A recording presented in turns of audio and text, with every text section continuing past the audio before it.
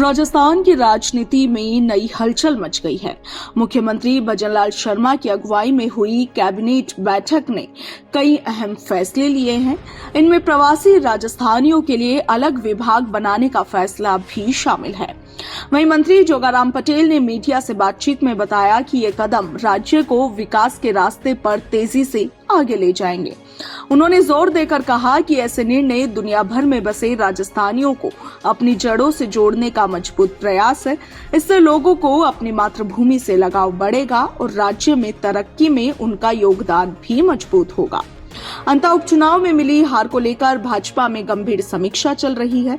जोगाराम पटेल ने ये स्वीकार किया कि हार के बड़े कारणों में से एक यह भी रहा कि सरकार अपने 2 साल के कामकाज को लोगों तक सही ढंग से नहीं पहुंचा सकी।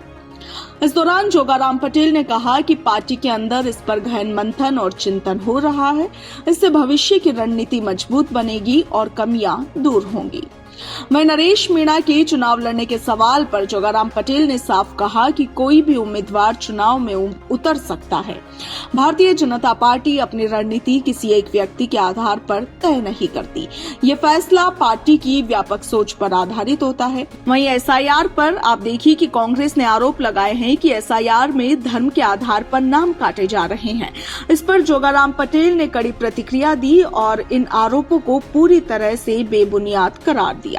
उन्होंने कहा कि राजस्थान में एसआईआर का काम बिना किसी भेदभाव के हो रहा है और इसके लिए बनी टीम अपना काम ईमानदारी से कर रही है। जोगाराम पटेल ने याद दिलाया कि कांग्रेस ने बिहार चुनाव में भी ऐसे ही आरोप लगाए थे, मगर वहां जनता ने सच्चाई का साथ देकर जवाब दिया। बूथ लेवल ऑफिसर यानी कि बीएलओ के सुसाइड और हार्ट अटैक के मामलों पर जोगाराम पटेल ने कहा कि सरकार इस स्थिति से बेहद चिंतित है। हालांकि उन्होंने साफ किया कि बीएलओ पर किसी भी तरह का दबाव नहीं डाला जा रहा। सरकार उनके कल्याण के लिए प्रतिबद्ध है और जरूरी कदम भी उठाएगी।